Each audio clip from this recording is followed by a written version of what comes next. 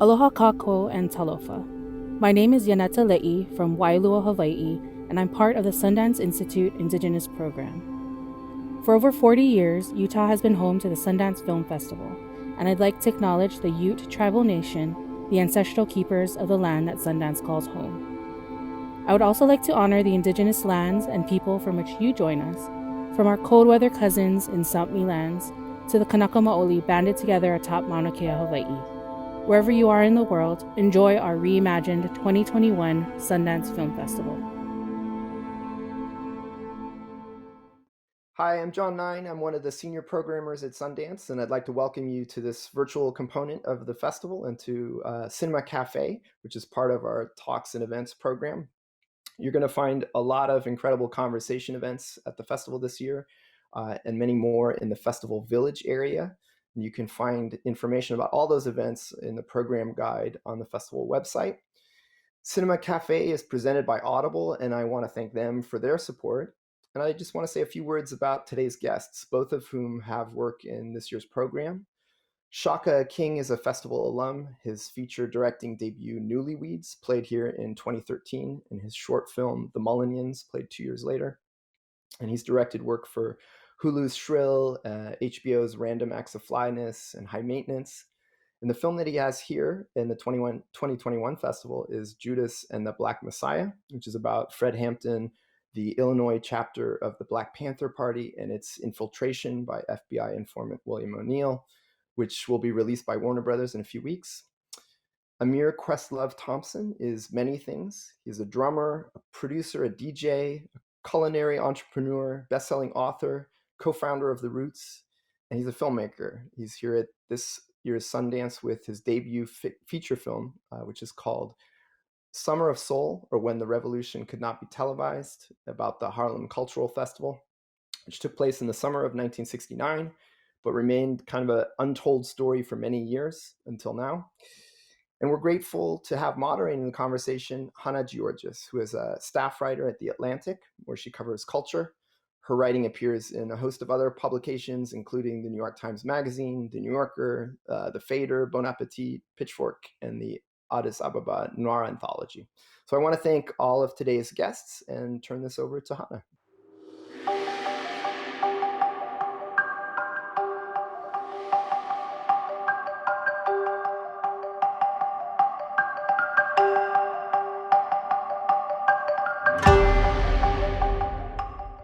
Thanks for talking with me today, y'all. It was a real delight to watch both of your films. I'm so excited for folks to get into it. I sort of would love to just take a step back for a moment and just ask both of you, and maybe we can start with you, Shaka, where does the story of this film start for you? When was the moment that you sort of knew this was something you had to do and you wanted to be part of? Pretty much immediately when it was brought to me by the Lucas brothers.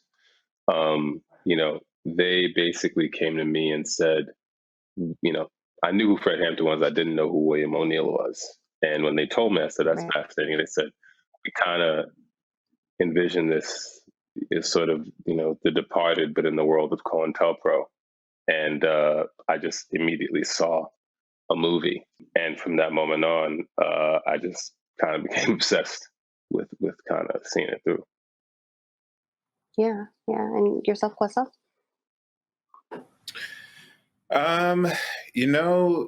This film was brought to me, I believe, in late 2017. And at the time, the two producers, David Dinnerstein and Robert Foybelant, basically just started the pitch with the most, at the time, just seemed preposterous because I thought I was the all-knowing kind of sage of everything music. And they're like, yeah, this festival happened in Harlem with Stevie Wonder, Sly and the Family Stone, Nina Simone, B.B. King, Mahalia Jackson, Moms Mabley's, Last Night and the Pip Staple Singers, like all these acts. And then it was like, I'd never heard of this.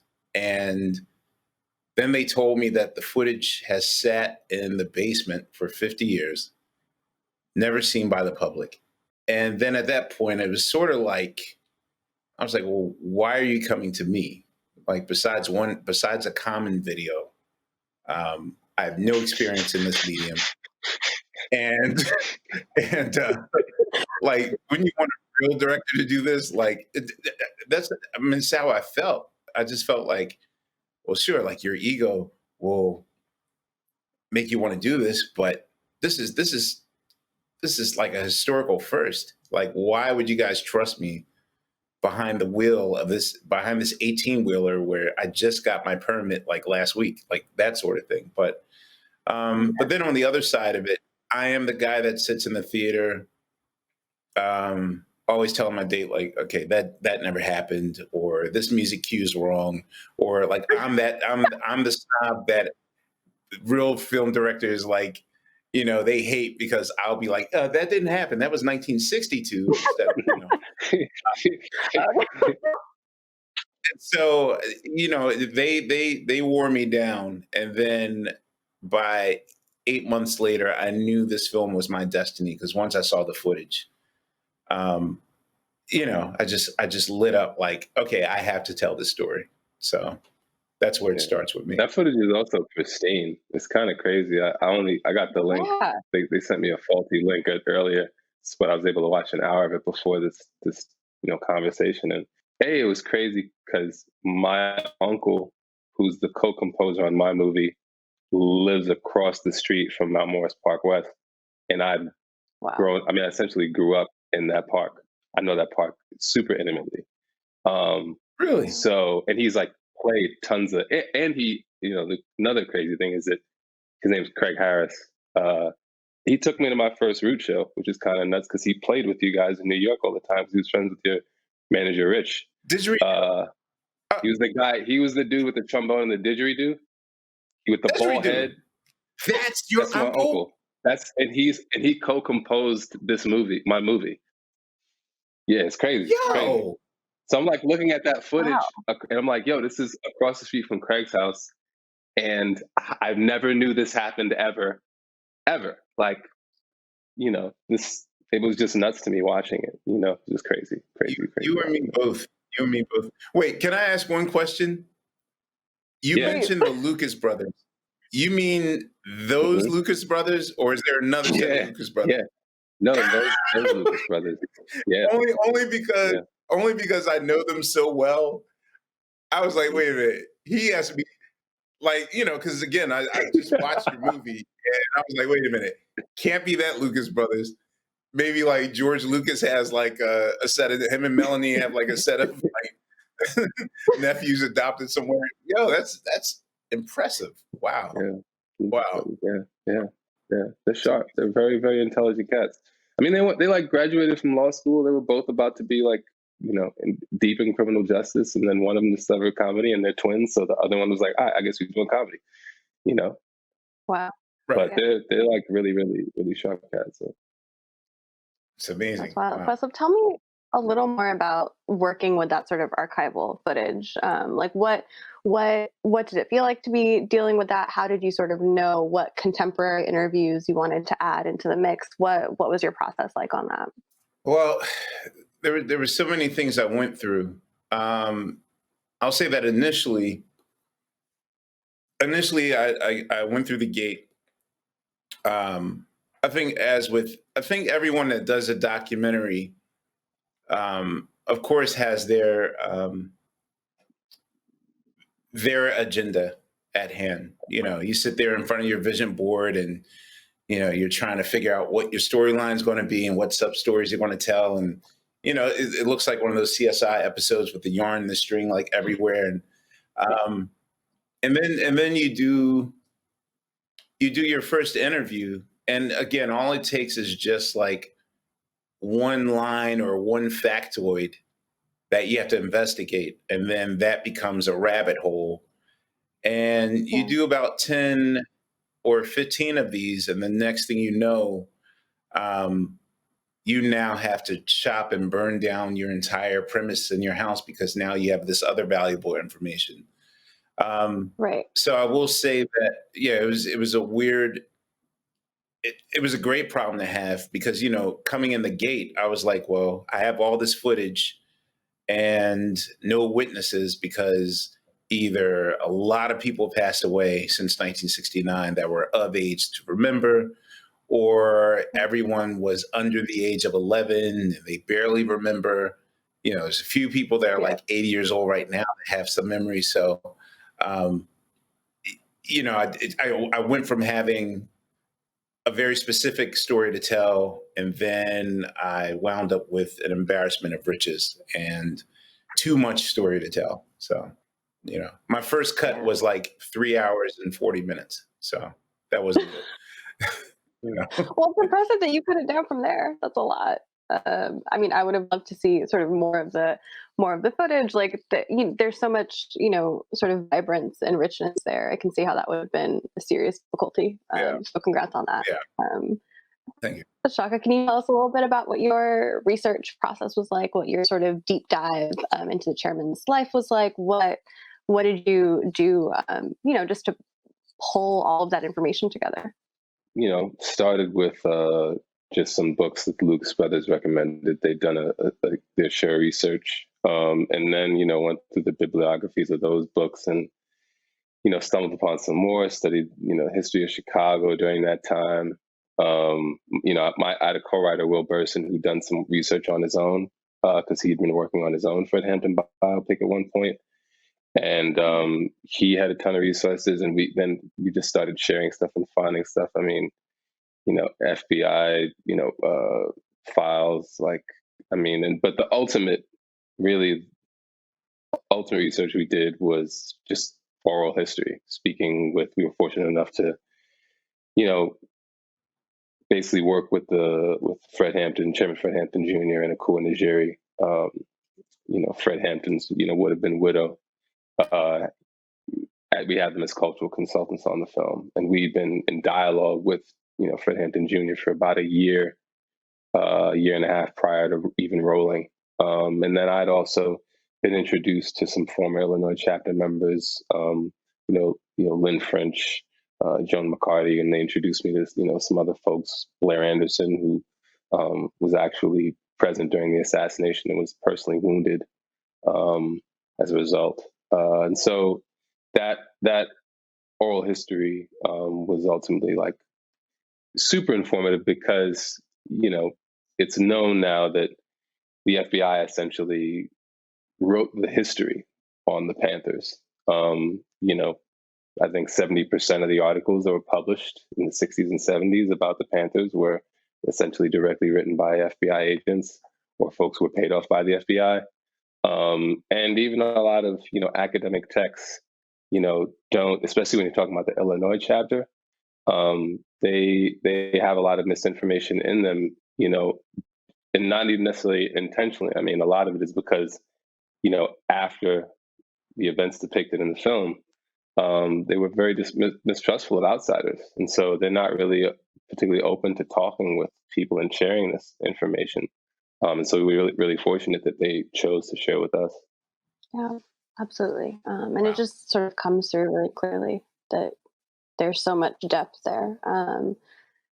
One of the things I've been thinking about is that both of these films sort of really zero in on the year 1969 in particular and the social environment of that pivotal year. I think there's a line in Summer of Soul about 69 was the year where the Negro died and Black was born.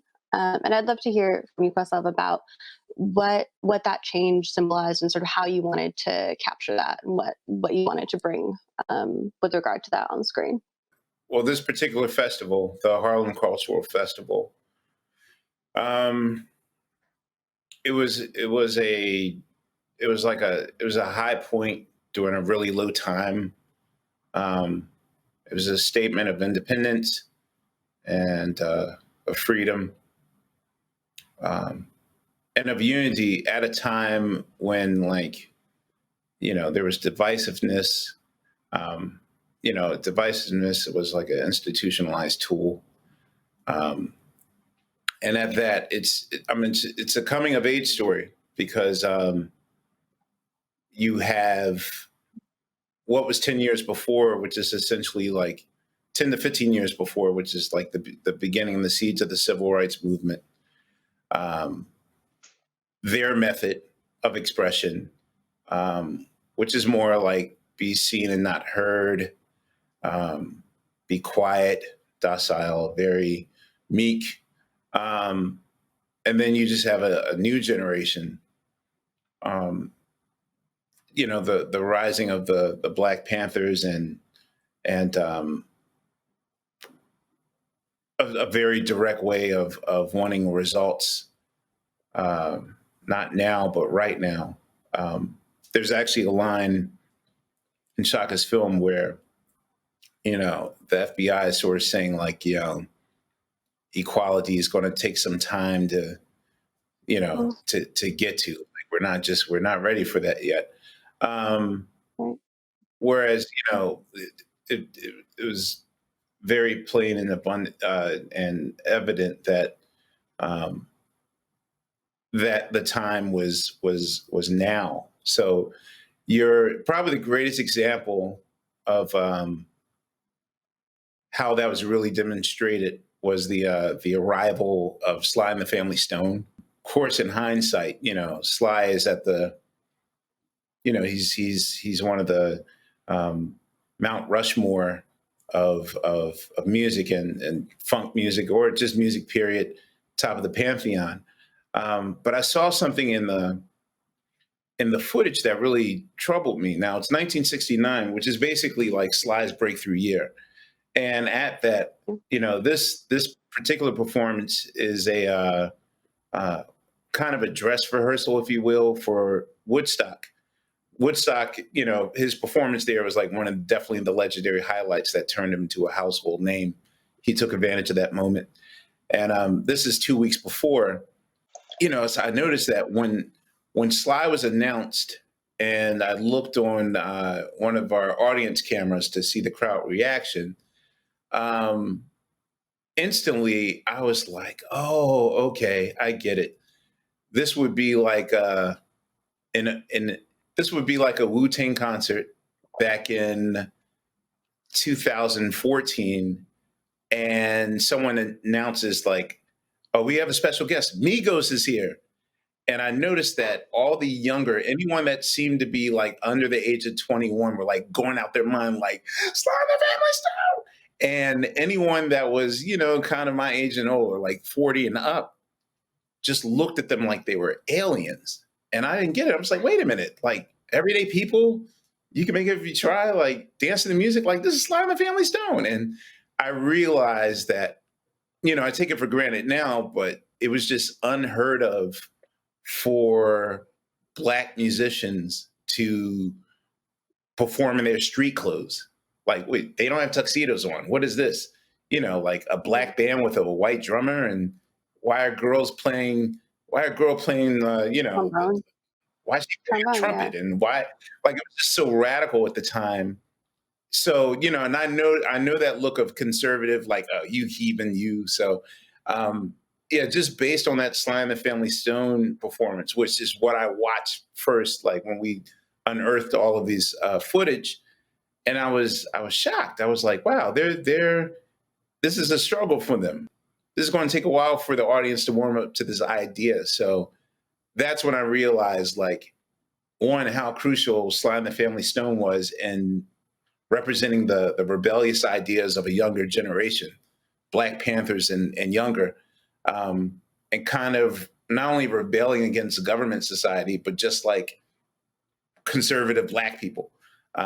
So that sort of mixture is there in this film a lot. So I thought that was very interesting. It's kind of crazy how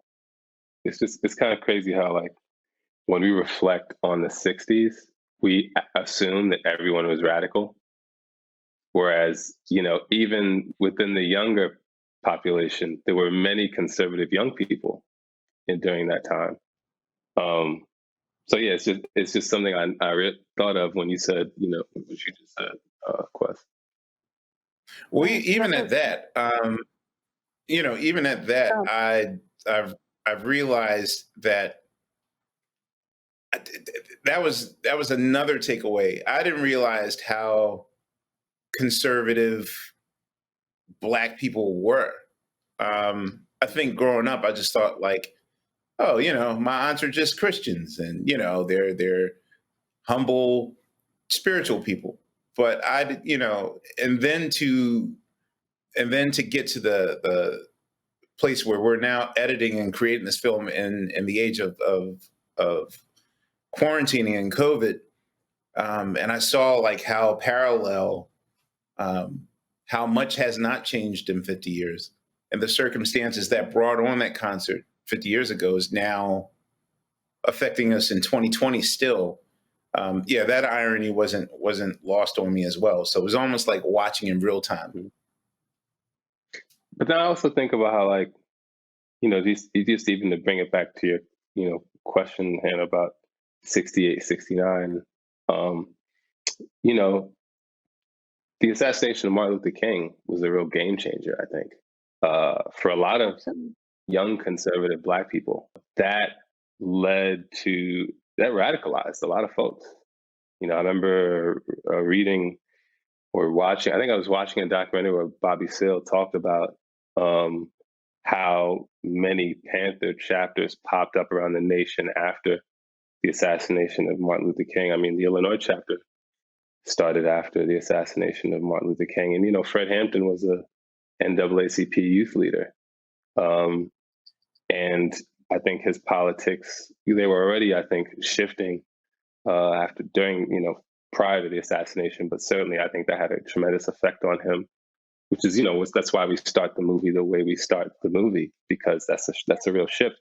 And along the same lines, I think, COVID has done that for, I think, a large segment of the young population as well. I think an event is powerful. You know what I'm saying? Like, sometimes an event can really, I think, just like snap the masses and capture the masses' attention in such a way where it just like really, really shifts the culture in a big way. Yeah, absolutely. I mean, one of the things that's been interesting to watch in the last 6-7 months or so is the way that there's a sudden realization, I think in certain artistic spaces, that Black art is valuable and like things that we should be discussing and promoting and sort of talking about, not just in February, but around perhaps year round. I think, one of the things for me that I've thought about though is that so often that means that Black art is discussed in terms of being, urgent or timely or relevant or all these sorts of words that are not actually about the work, but that are about a specific audience's reaction to it. And so I'm wondering, sort of for both of you, how did you maintain your vision despite, whatever potential external pressures might exist? The fact that, like, of all the questions that I had about the film, the burning question that was underneath it all was just the idea of Black erasure. And I couldn't get out of my mind. And the thing is, when we found the footage and we found the contracts and the stage plotting and all the things that go with this festival, the amount of rejection letters of "we'll pass on this" was just staggering to me. And at first I thought, well, okay, although all these acts are they're household names, they were still just one step before being household names. Then, like, it was almost like I was making excuses for them. Like, okay, well, Superstition was 3 years from now. So, he's not Stevie Wonder yet, but yet, by that point he had already had, 11 top 10 hits. Yeah. And it was just burning me inside that, why is it taking 50 years for someone to say, like, this is worthy to step up to the platform. Which is, for me, I just, it dismays me that we had to come like this close to extinction in the past year to get to this level of understanding and openness and, okay, now we'll listen to you. You know, it's baffling me. I mean, I'm grateful to be here to tell the story. I'm grateful to, to open up this festival. But, I hope that it doesn't take apocalyptic events and bloodshed for people to finally believe us. Like, we've been trapped in this little boy that cried wolf kind of cycle for centuries. And, it's like now it's like finally we get to tell our truth and tell our stories, like our stories matter. Yeah, that's the irony isn't lost on me that not only were the circumstances 50 years ago happening right now, but just the fact that it took so long for it to happen. Technically I should have grown up watching this and, it could have informed me. But it's kind of crazy how to hear that from you about this footage, right? And just to think about, my experience since coming to Sundance for the first time, 2013, that was that was my first feature. And that was, kind of the beginning of my professional career. I mean, I left the festival basically having given the movie away for nothing to a terrible distributor. And then I didn't really get any work out of the festival, until I went back later in the short. So it's like, I had to, just as a Black artist, I feel like I've had to measure my success by a different metric for my own sanity and happiness. And it's great because it's gotten me to a place psychologically where, I don't need white people to care about what I do. I haven't needed white people to care about what I do in years now, but what's corny is that I need money to make stuff. So that's why I think we're talking about this and it's like, yeah, okay, finally, studios are willing to cough up dollars because we took this movie around, 2 years ago to the studios, and the only studio, and this is after, Ryan Coogler, my producer, and, one of the biggest directors in the world was coming off of a massive hit. And we had him attached as a producer, Charles King attached as a producer, willing to put up half the budget, with Keith Stanfield attached, Daniel Kaluuya attached. I'm thinking we walk in this and it's a bidding war situation. And, they all of the studios that we pitched to, minus Warner Brothers, just really came in like really lowballed us in terms of what they were willing to give us to make a movie like this, because they thought that it wasn't worth enough. They thought it wouldn't do well enough and make enough money based upon the algorithms that they came up with that are totally ridiculous. So, just to hear what you said, Questlove, it's like, our shit's been disposable that long of them. You know what I'm saying? Even after it's proved massively successful time and time and time again. When you hear that, you're just like, capitalism, racism, I don't know which, I thought y'all like making money, it's like really, it's a disease. It's like a real mental illness. I'm realizing that I don't want to keep folks from actually seeing clips of your film, so I'd love to make sure that we get both of those going. If we could have Summer of Soul, and then if we could do Judas and the Black Messiah right after that, I'd love to have that now. We want Sister Mahalia, Mavis Staples, and all of our groups together to prepare to do as our prayer today, Precious Lord. Precious Lord, Take My Hand was Dr. King's favorite song. And Sister Mahalia Jackson was my idol. She was my hero. I loved her so much. This day I sit right next to her And when came time for her to sing, she leaned over and told me, baby, Haley don't feel too good today. I need you to help me sing this song. And I said, yes, ma'am, I'll help you.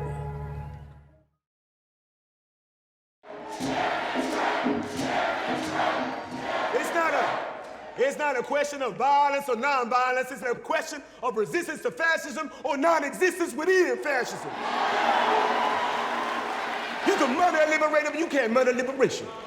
You can murder a revolutionary, but you can't murder revolution. And you can murder a freedom fighter, but you can't murder freedom.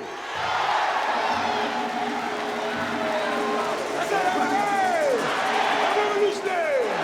Hey, I'm revolutionary. Hey, I'm revolutionary. Hey, I'm revolutionary. Let me hear the people beat. Let me hear the people beat.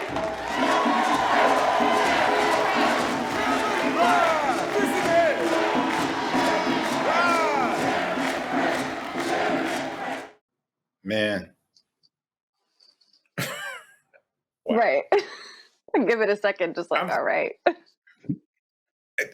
Wait, can I just ask one question? I know the journalist in me is trying to just be the subject and not nerd out. Yeah, I feel it. It's okay. It's fine. How did you pull that performance out of Daniel? Like, was it multiple takes or whatever? Like, we did many. You know, we did maybe. I mean, he lost his. He had to do so much work to not lose his voice that day. It's really he did so much preparation. I mean, you know, he's talked about like how he had to take opera classes to prepare for two specific speeches he gives in particular in the movie. But I mean, you know, the thing is that day he came in.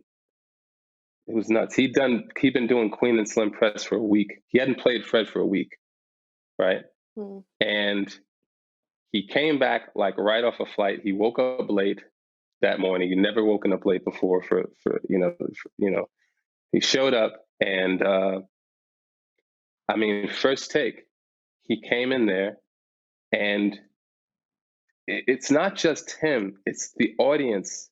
The audience took him to a place that day in the space. Everything that day was real. Everything that day was real. So he came in and he was treated like he was Fred Hampton coming home from prison. That's how we were treating him. That's how he walked in and people like that was the energy. So he fed off of the crowd in such a way where he doesn't remember a lot of that day. When he talked to him, he was really everybody that specific day, like everything kind of came together in such an incredibly specific way to just create a true reality in front of the camera that day. Man, he was in the zone. Yeah. Hats off, man. Yeah. Absolutely. He was. How did you go about bringing folks together like that, building that kind of trust? Because that's something that jumps out at me as I watch, is that so much of this is so, you know, to the extent that movement building is about building trust, like pulling together a film like this, it captures that, sort of requires the same thing. What did that look like? What was your process there? You know, I mean, it was easy to trust my collaborators because, well, actually, I think it was easy to trust everybody on all sides because I think everyone's intentions were so very clear from early on. And I kind of intuitively knew that everyone was like where they needed to be. Like every single, you know, cast member and crew member was, you know, in the space that they needed to be. They'd been hired for a reason.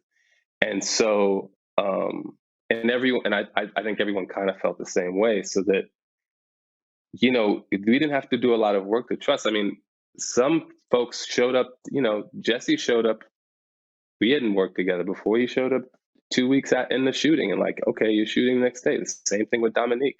You know, she and I had been talking for a year and really, you know, I mean, she helped shape that character with me in so many ways. And I think that plays a big part too. Like you know, there's a lot of filmmakers I love, but like my sort of the artist who really has influenced me the most is Miles Davis, because Miles Davis was the best at identifying who was perfect for what role. And he knew that this process was so much greater than him, and all he needed to do was stay out of the way and play his position. I think, if you kind of like cast properly when you're doing something that's as collaborative as filmmaking, and by cast, I don't just mean the performers, I mean the people behind the camera as well. If you do that properly, then really all you're doing at that point is, like you have your vision of the movie as the writer director, but everyone else has their vision of the movie, and if you get the right people, their vision is just as interesting as yours. And so as the director, you just cherry pick the best of everyone's interpretation of what you're presenting to them, and then shape it and mold it into something better than what you could have envisioned. So it's like, I just, if you do it right, if you do it right and you like prepare everyone prior and like you get everybody just like in a great creative space, you're really just getting gifts, and then it's just taste. Like, do you have taste, and that's it, Yeah. Were there things you were nervous about? I mean, it's really crazy because I remember before, I remember very, very early when it felt like it was going to really happen, feeling a sense of, okay, now you got to really do it, But I honestly felt so supported with my team. Like everybody was so perfect, was just like, I really felt so supported, honestly, that it just felt, I've had many, many, many, pieces of evidence that this was like supposed to happen when it happened. There were a lot of Fred Hampton movies that, were developed by a lot of great filmmakers, Forrest Whitaker, Antoine Fuqua, great filmmakers, and they'd get close, or they'd get however close, and it just wouldn't happen for multiple reasons. Sometimes it was the money, sometimes the family was like, we can't go forward with that.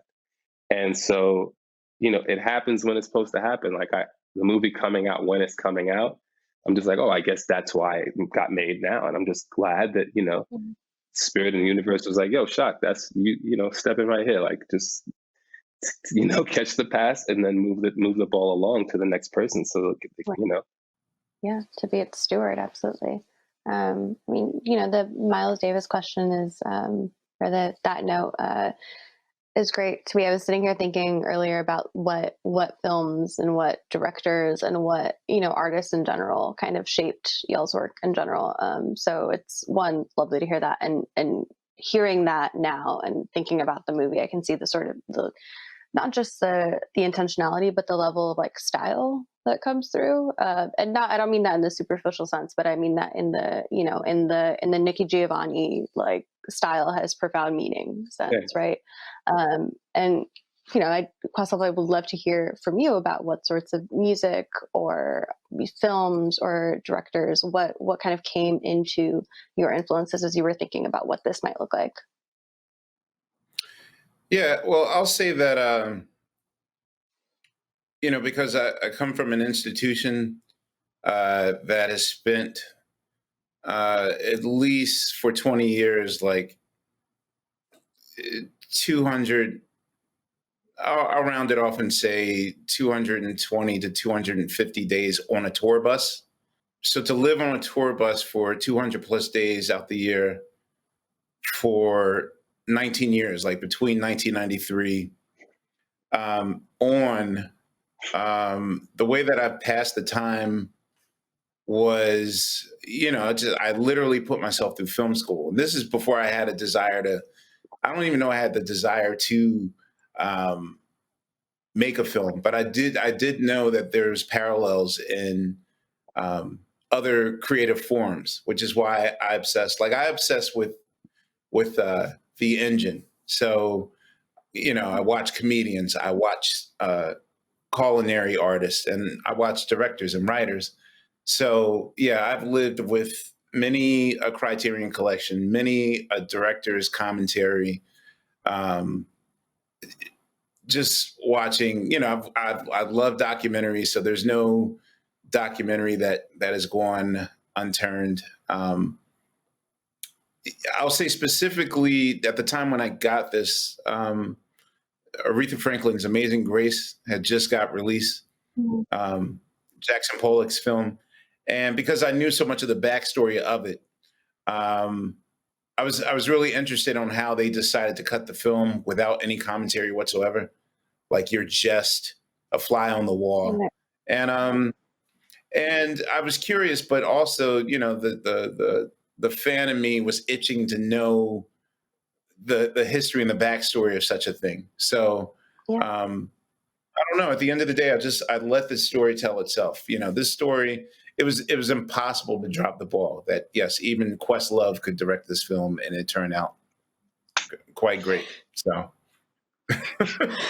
Well, no, that's not fair to you. I was actually going to ask earlier that there was one of the moments that stood out to me was when I believe it's Sheila E. is talking about the importance of the festival and the ways in which it showed Blackness connecting across borders, right? And she says something to the effect of, "We were all speaking the same language, the drum." And there's Yeah. a specificity and a clarity with which she speaks about the literal artistry and the literal work of drumming Right. that was really interesting to me, and that I don't think necessarily would have come through if somebody didn't have specific attention to that. So I'm curious about how you thought about explaining or kind of conveying like sonic ties across the African diaspora. Well, I definitely, I had two sets of questions. And of course, the prime questions were just the general basics of what was needed to serve the film. But then I'm a sucker. I'm a sucker for Easter eggs. Again, and watching many directors' commentary and outtakes, I'm a guy that loves Easter eggs, either hidden tracks or whatever.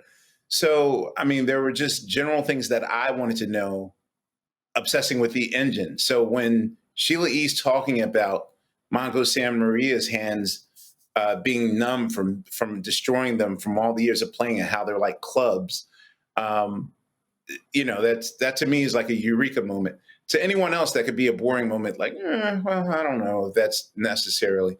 So I will say that, my producer, Joseph Patel, was really key in letting me know, like, okay, maybe we should leave this part on a lot of great things that I thought were great were left on the editing floor. But, like I wanted to know what the writer was into. Like, what did Stevie Wonder have backstage, like for snacks? Like were writers a thing back in 1969 backstage? And, like I'm the guy that wants to know every nook and cranny and detail. So I just did the fine balance between serving the story and making sure that you had hidden appetizers as well, like sneak you a treat every now and then. That fifth dimension, like I said, I only saw the first hour, but that fifth dimension, reveal, just was like, I didn't realize that, that they gotten, that's how the Hair soundtrack came into their lap. It was just like, wait, what? That's insane. Dude, they wanted me to drop the wallet story. And I'm like, guys, you don't even know, like to lose your wallet and get a Grammy for No. Yeah, there were certain moments where I had to beg them, like, please keep this in. Don't put this on the cutting room floor. So that the wallet, the fifth dimension, I'm so glad you validated me right now. You can do no wrong. Thank you. Now I feel validated. Shaka, did you have moments like that? Did you have your things you had to fight for like that? Oh yeah, I mean, you fight for. I mean, we had plenty of fights I won, plenty of fights I lost, and a lot of the ones I lost, I'm glad I lost because the people I was fighting against were totally right. But yeah, I got $1 million. You know what I'm saying? $1 million. But at the end of the day, like it's a collaborative. Like people talk about filmmaking as a collaborative experience with actors and your crew. But it's also a collaborative experience with your producers in the studio, when you're making a studio film. And, sometimes, I mean, we're all familiar with the horror stories of how those collaborative experiences go south. But like sometimes they're incredibly, incredibly beneficial, because what studios do know how to do for the most part is make a commercial property. And, you know, commercial property is just, you know, it's many things, but among them, it's something that a lot of people have seen. And we wanted a lot of people to see this movie, and not because, you know, for no other reason than, you know, this is history that has been intentionally kept from us. And, you know, I think there's just a lot of things you can extrapolate from a film like this. And so the studio was incredibly like valuable in terms of, you know, how do we make the almost like for me, it was like, how do I make like Battle of Algiers, but a pop album? You know what I'm saying? It's like, and that was it, you know? Yeah. And they helped with Great reference. that. They were tremendously helpful in that, Right. you know?